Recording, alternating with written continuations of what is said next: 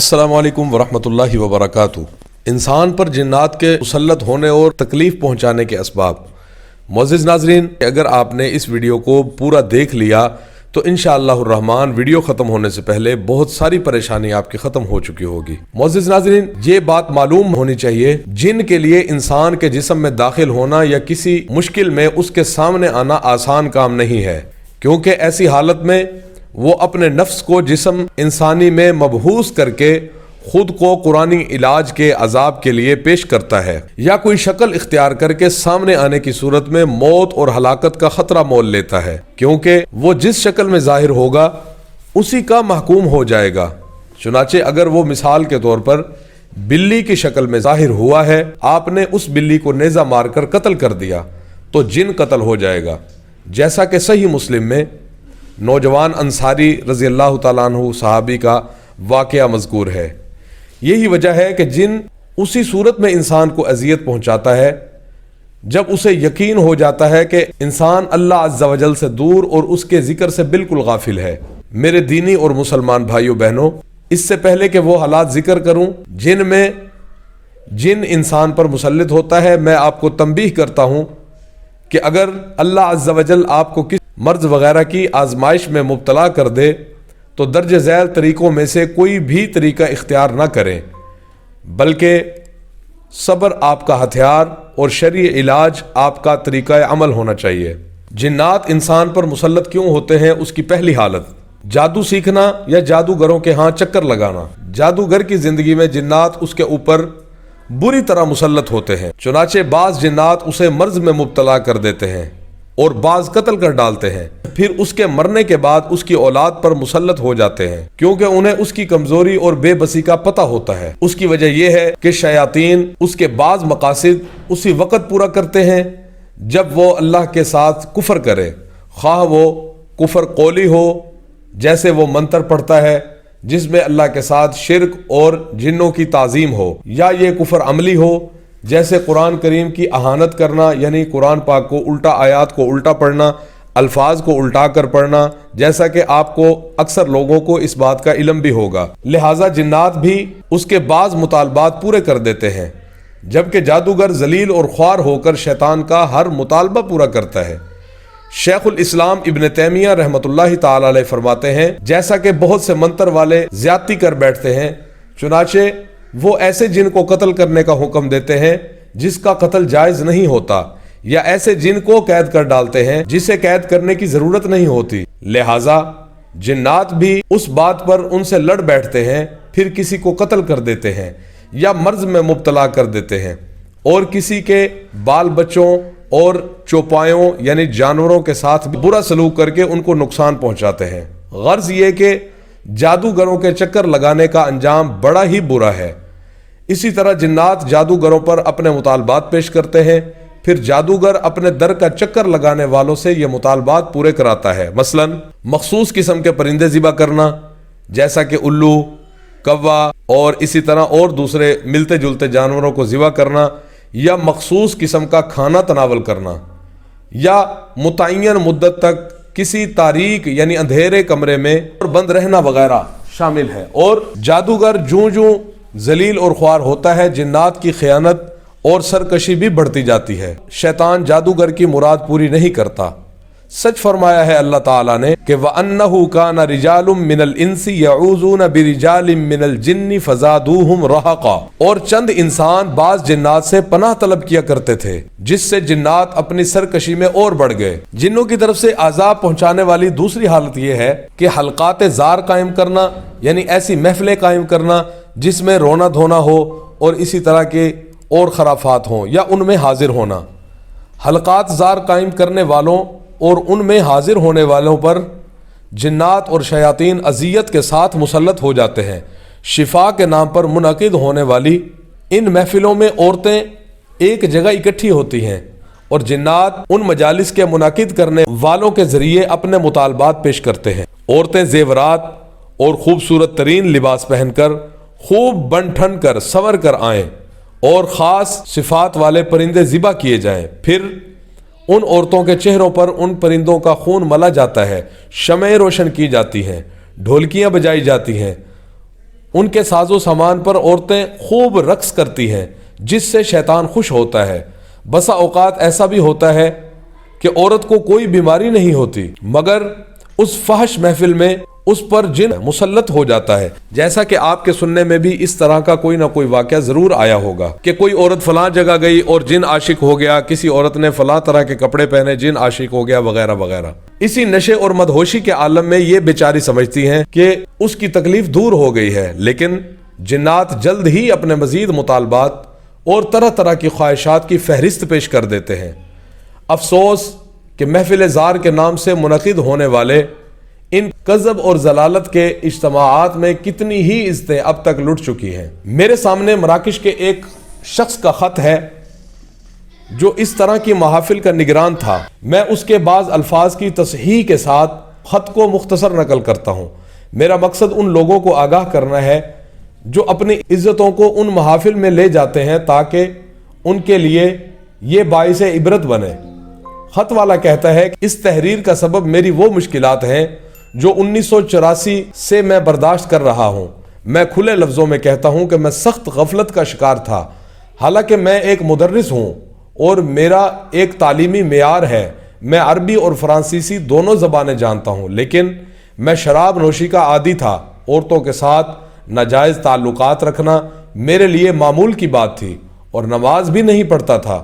جب میں نے ہوش سنبھالا تو اپنی والدہ کو اپنے گھر میں عورتوں کے علاج کے لیے محفل زار کا پیشہ کرتے پایا، یعنی جس محفل میں رونا دھونا ہوتا ہے، جس طرح کے اکثر جعلی پیر وغیرہ کرتے ہیں۔ میں نے ایک بچی کی پیدائش کے بعد اپنی بیوی کو 1974 میں طلاق دے دی۔ اس تاریخ سے میں نے عورتوں کے ساتھ صرف ناجائز تعلقات ہی رکھے۔ جو عورتیں بھی علاج کے لیے میری والدہ کے پاس آتی، میں ان سے ناجائز جنسی تعلقات قائم کر لیتا تھا۔ میرے ذمہ یہ کام تھا کہ میں ان عورتوں سے پرندے لے لے کر ذبح کرتا تھا اور ان کے لیے شمع پر لکھتا اور تویز بناتا تھا۔ اسی حال میں 10 برس گزر گئے، حتیٰ کہ 1984 میں جب مجھے طلاق دیے 10 سال گزر چکے تھے، میں وسوسوں کا شکار رہنے لگا۔ چنانچہ جب میں 2 آدمیوں کو آپس میں بات کرتے ہوئے دیکھتا تو مجھے یہ شک ہوتا کہ یہ میرے ہی بارے میں گفتگو کر رہے ہیں۔ میں لوگوں سے بلا کسی سبب الجھ پڑتا تھا، یعنی کوئی بھی وجہ نہیں ہوتی تھی، اور میں لوگوں کے ساتھ لڑائی جھگڑا شروع کر دیتا تھا۔ پھر 1985 میں نے دوسری شادی کر لی، شراب نوشی سے باز آ گیا اور نماز پڑھنے لگا، مگر ایک نئی مشکل پیدا ہو گئی۔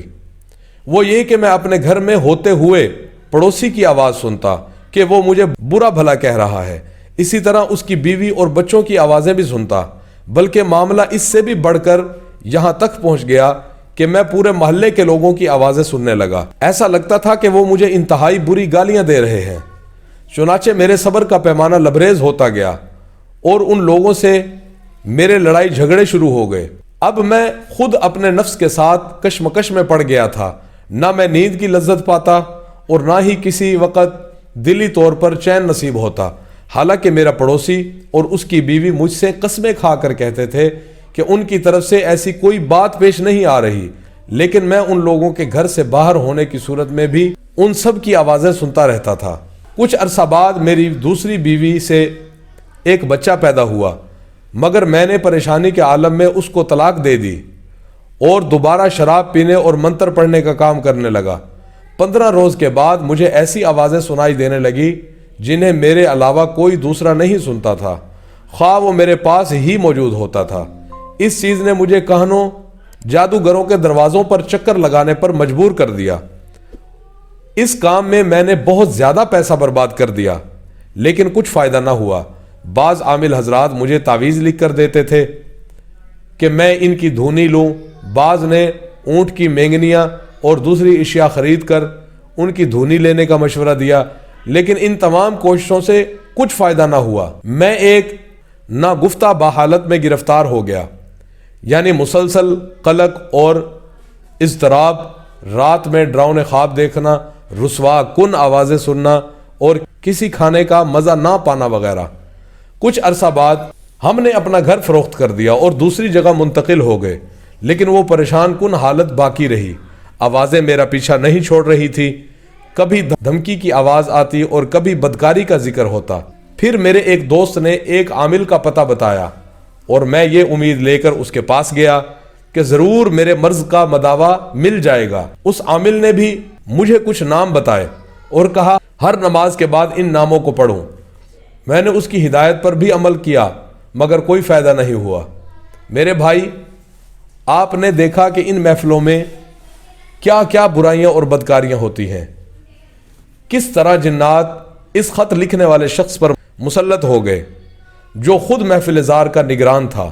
لہٰذا میری نصیحت ہے کہ اپنی عورتوں کو لے کر ایسی محفل میں جانے سے مکمل پرہیز کریں جہاں پر عزتیں لٹنے کا خطرہ ہو، جہاں بے پردگی کا خطرہ ہو، جہاں اللہ پاک کی ناراضگی کا خطرہ ہو، وہاں لے جانے سے مکمل پرہیز کریں۔ خط لکھنے والے صاحب کو ہمارا مشورہ۔ مذکورہ خط لکھنے والے شخص سے ہم یہ کہتے ہیں کہ تم درج ذیل کام کرو، اپنی سابقہ کردار سے سچی توبہ کرو اور اپنے گناہوں پر دل سے ندامت کا اظہار کرو۔ کسی ایسی قرآنی معالج کے پاس جا کر علاج کرواؤ جس کے اندر قرآن کے ذریعے علاج کرنے کی شرطیں موجود ہوں۔ دیکھنا جادوگروں سے بچ کر رہنا۔ نمبر 3، مسجد میں جماعت کے ساتھ 5 وقت کی نماز کی پابندی کرو۔ نمبر 4، صبح و شام کے مسنون اذکار کی پابندی کرو۔ نمبر 5، روزانہ قرآن مجید کی کچھ حصہ کی تلاوت کیا کرو۔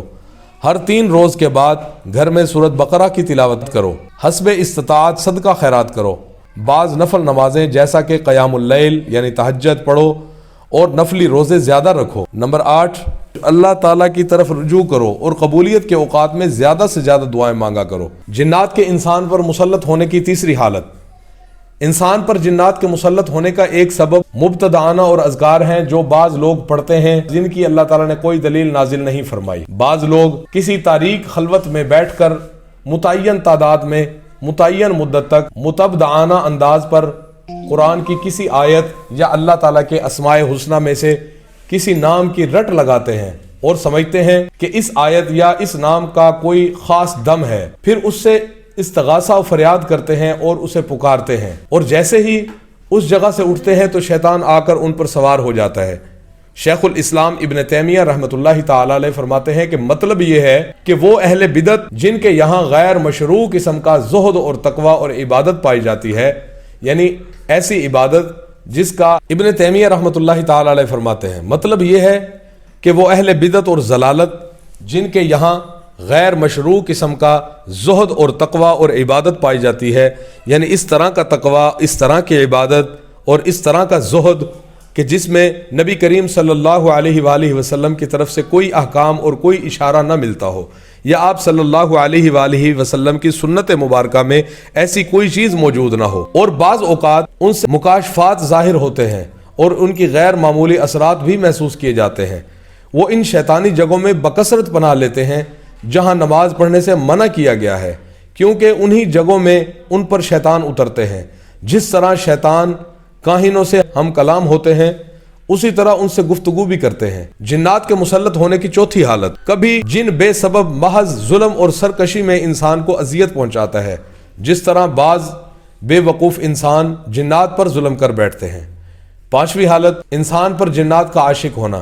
کبھی جن کو انسان سے عشق ہو جاتا ہے اور وہ اسے طلب کرنے لگتا ہے جیسا کہ خود انسانوں میں باہم عشق ہو جاتا ہے، چنانچہ اس عشق اور مطلب میں جن اپنے معشوق انسان پر سوار ہو جاتا ہے۔ چھٹی حالت، انسان سے جن کا انتقام لینا۔ کبھی انسان غیر شعوری طور پر جنات کو تکلیف پہنچاتا ہے، مثلا اس کے اوپر گر پڑتا ہے یا اس پر پتھر پھینک دیتا ہے یا پیشاب کر دیتا ہے یا گرم پانی ڈال دیتا ہے، چنانچہ انتقام کے طور پر جن بھی اس کو اس کی غلطی سے زیادہ تکلیف پہنچا دیتا ہے۔ معزز ناظرین، یہ تھی ہماری آج کی ویڈیو۔ انشاءاللہ الرحمن اگلی ویڈیو میں ہم بات کریں گے انسان کو جنات لگنے کی وجوہات اور حالات کیا ہوتے ہیں۔ اب تک کے لیے اتنا ہی۔ اگر آپ کو ہماری ویڈیو سے کچھ بھی سیکھنے کے لیے ملا ہے تو آپ سے گزارش ہے کہ آپ ہماری ویڈیو کو لائک کر کے ہماری حوصلہ افزائی ضرور فرما دیں اور ہمارے چینل کو سبسکرائب کر کے گھنٹی کے نشان کو بھی دبا دیں تاکہ آئندہ آنے والی ہر نئی ویڈیو کا نوٹیفیکیشن آپ کو بر وقت مل سکے۔ ملتے ہیں ایک نئی ویڈیو کے ساتھ، تب تک کے لیے اجازت دیجیے۔ اللہ حافظ۔ السلام علیکم ورحمۃ اللہ وبرکاتہ۔